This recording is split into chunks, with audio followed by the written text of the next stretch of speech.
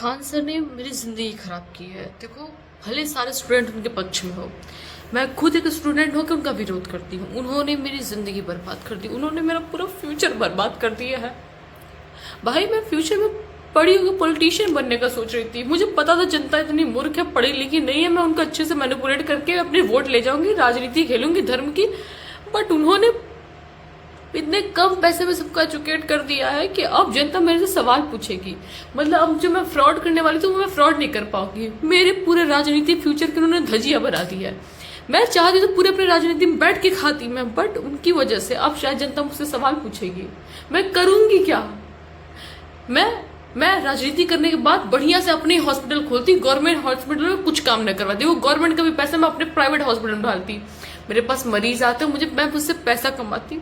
Khan sir ने इतने सस्ते हॉस्पिटल डाल के मेरे पूरे फ्यूचर को बर्बाद कर दिया। मेरे पास रोने के सिवा और कुछ नहीं बचा है। मैंने सोचा था भाई ठीक है, मैं बच्चों को भी ऐसे विदेशों में भेजूंगी, उनको विदेशों की लालच दूंगी, ये बेटा यहाँ पढ़ेगा वहां पढ़ेगा।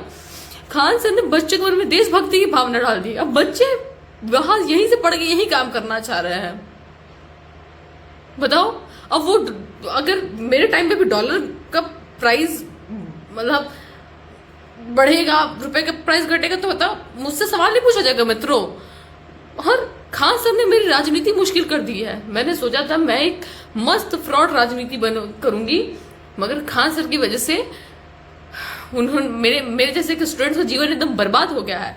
I hate Khan sir, I hate such person like that, जो कि आज के बच्चों का एजुकेट कर करके हॉस्पिटल फ्री बर्बाद बना के हम जैसे फ्यूचर में होने वाले राजनेताओं के सारी चीजें बंद कर देंगे। आज के राजनेता पैसा कमा लिए और हम लोग का क्या होगा बताइए आप?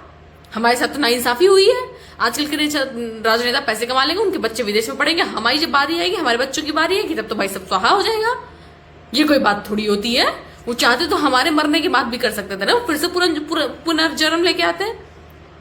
बुरा बताइए, अब हमको शांति भरा जीवन मिलेगा? मैं फ्रॉड अच्छा राजनेता बन पाऊंगी? नहीं बन पाऊंगी ना।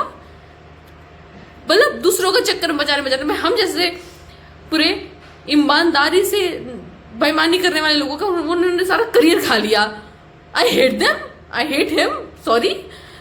मैं गवार रह गई तो मैं क्या करूं?